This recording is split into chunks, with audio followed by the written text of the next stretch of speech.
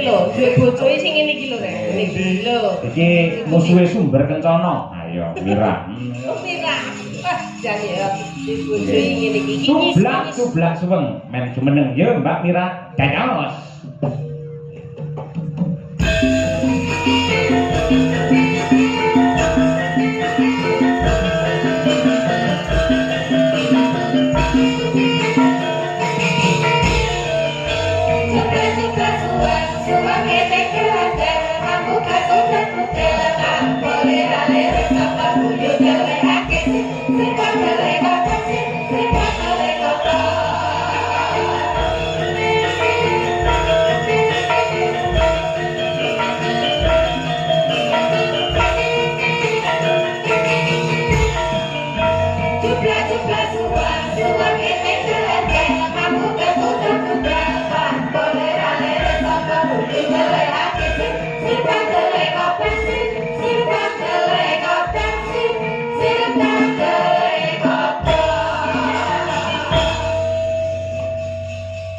Sugeng dalu.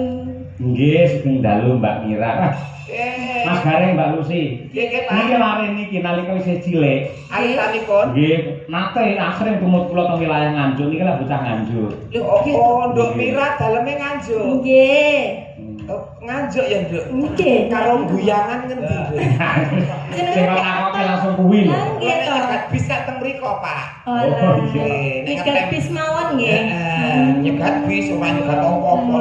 Bocah Menawi kalih guyangan niku mboten tepi-tepi sanget, ning mboten celak-celak sanget. Kirang langkung nggih setunggal jam. Oh, ya lumayan ado, lumayan ado. Kian kok apa ning kono? Kan pas nemoni aku ketok, ning kono ketok. Iya, nek kowe tutup no. Iki cedhake kok cahayu iki.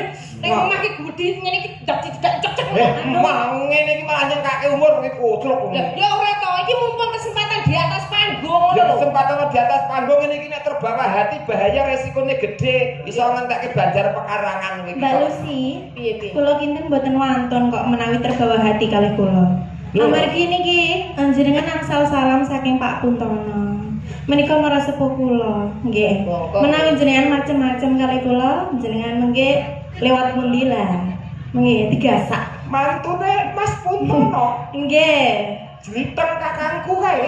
Kok ya sliteng lho?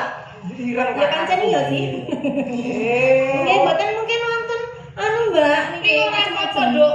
Mergo ning dhuwur panggung kudu los. Lek ora kowe. Kesempatan mantune Puntono to? Nggih. Pak Puntono. Wah, mantu e. Iya ora apa-apa. Iya, iya. Gak apa-apa. Masa Aja ngomong-ngomong. Anu macem-macem. mantu ae. Wong sare wong wis. Iya, wis alon-alon. Iki di atas panggung los lagune kabeh. Kasar iki alon-alon wae to. Piye to? Lucy. Dhuwur panggung ora apa-apa. Ora disongkoke kok mau.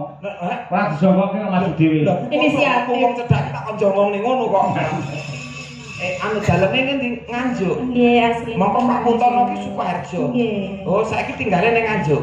Lho, ya teng Sukoharjo. Oh, datang mriko, Pak.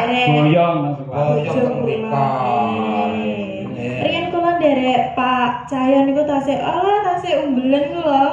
Nggih. Kabare ndek Bener panggung tasih nangisan. Oh, cilikane sing ngomong kowe ki lho, Rek. Nggih jenengan sing nyewoki ngoten kok. Nek atus nggih didusi ngono. Oh, ala Mira sing dempet tak cewoki kae to. Gede saiki. Lah kan pamrih jenengan niku jane nggih napa nggih, Mbah. Gitu Mbah kula jane. Nggih to? Kan priyen sing ngomong kula. Leluhur. Lah nggih to. Wah, cek jebul iki bocah sing dempet kula cewoki nek adus tak dusi nika niki to, Pak. Nggih. Sombong saiki. Lho, Kok iso? saged. Cewek saiki cewek dhewe ora ngakon aku kok. Gede kok. Wis mandiri pribadi kok.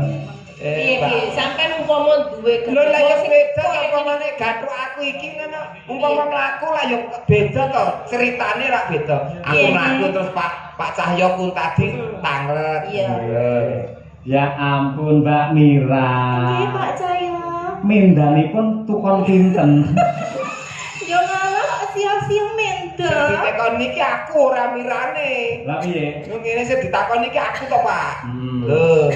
Lho Pak De gareng. Pak Cahyo.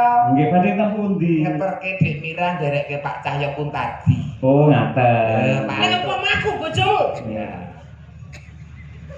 Lho Pak De gareng. Badhe teng pundi? Ngawin kejaran. Sia-sia. Ora bentak karo dhewe. Iki meni contoh sing ora apik. Kok bojo tuwa dijaran-jarane. Bojo tuwa iki kanca berjuang. Aku karo kowe iki umpama duwe jaran, wayah ngawinke mula aku karo kowe mlaku golek jaran sing gelem ngawinke jarane dhewe ngono lho. Lah aku kok tuntun muni jaran kok. Ya berarti aku jarane. Lho kowe jaran kudu. Kudu. Kudu ra tok nesu. Lah kok biasane Ya jarane dhisik nang omah kok. truk. Ya sing adil. Iya adil, adil. Kene ya Nduk Mira. Nadyan to mantune kanca ora apa-apa. Kenapa? Umpama sampean duwe garwa Mbak Mira cara mandi ngono iki mbok dosi apa? Bojone ayu. Paling ora air susu. Mandi susu. Makane putih terus awake. Lah iya mandi susu. Umpama bojomu aku Mandi lumpur. Pak Pindu. Wah, mandi lumpur terus live TikTok oke wong nyawer kok malah. kok malah aku bojone emes yo. Awange lah biyen. Ya aja kaya ngono. Umpama garwane iki jenengan Dik Mira. Dik Mira iki badhe, "Mas, nyuwun mimi ngono mbok jukuk mimi apa?" Paling ora ya mimi iki Coca-Cola, Fanta. Wong ayu ya. Orange juice. Orange juice. Ngoten Nek niku. bojomu aku, Hah? aku Mas. Pengen mimi. Mimi Solar. apa iya nek bojone diombeni solar iki lho. Ben iso glegeken. Angine iku iso metu. Nek kono bojone ayu kowe Mbak Mira, arep tindak ning mall, ngene iki mbok tumpakne apa? Paling ora ya Alphard. Ya Dek ya. Oh, Wong iya, wedok itu iya. pakai Alphard kuwi nyeni. Aku mesti apik nek iki pomo bojomu aku. Tak tumbas apa tak tumpake angkong. Disurung ngono apik ya. Adol rabuh ngono. Padha sok mben iki kowe tak jak ning pasar, tak tumpakne ambulan. Gelem. Pasare tutup ra sido ning pasar. Kusuma Wijaya ayo Nduk Iki Mira. saya Mira. Kangen karo suaran jenengan kaya Cilikane kaya ngono, saiki gedene kaya ngene. Ha nggih. Kusuma Wijaya saged nggih. Nggih. Ya.